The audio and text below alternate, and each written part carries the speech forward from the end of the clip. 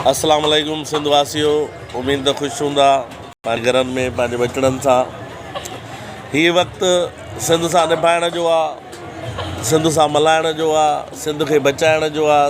असांजी बका, सिंध जी बका ऐं सिंध जी ॿोलीअ जो सुवालु आहे। सिंध जी ॿोलीअ जी बका ऐं सिंध जे वसीलनि जी बका जो सुवालु आहे। असां मुतहिद थियूं, गॾु थियूं ऐं पाण खे साबित कयूं त असां सिंधी क़ौम सुजाॻ क़ौम आहियूं ऐं असां पंहिंजे नंगनि ऐं दंगनि लाइ जान ॾियण वारा ऐं जान वठण वारा आहियूं।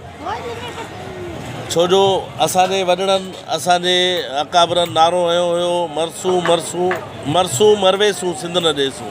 मरसूं मरसूं न रुगो मरण लाइ पैदा न थिया आहियूं, पर जेको असांजे नंग ऐं दंग ते वार कंदो उनखे मारण लाइ बि तयारु हूंदासीं।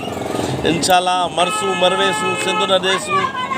सभु दोस्त जेके आहिनि मुतहिद थियो, बबरलोए धाणे में वुकला जो साथ ॾियो, वुकला ऐं माण्हुनि जो साथ ॾियो ऐं सिंध जा जोधा पुट जेके वेठा आहिनि पंहिंजो सखर बबरलोए बाईपास ते, उन्हनि सभिनी दोस्तनि जो साथ ॾियो ऐं कोशिशि कयो त हर हिकु दोस्त ऐं कुझु हर हिकु तंज़ीम पंहिंजे ॻोठनि, पंहिंजे रोडनि, पंहिंजे रस्तनि ते पंहिंजो मुतहिद थी ऐं रस्ता बंदि करे, जिथों जिथों कुंड कुर्छ खुलियल आहे उन्हनि खे बंदि करे ऐं हिक ॿिए सां राब्ते में अचे। इंशाअल्लाह असांजी सिंध जी तरी, असां सिंधियुनि जी तरी केरु न पटे सघंदो। इंशाअल्लाह मुतहिद हूंदासीं त असां सभिनी सां मुंहुं ॾियण जहिड़ा बि हूंदासीं ऐं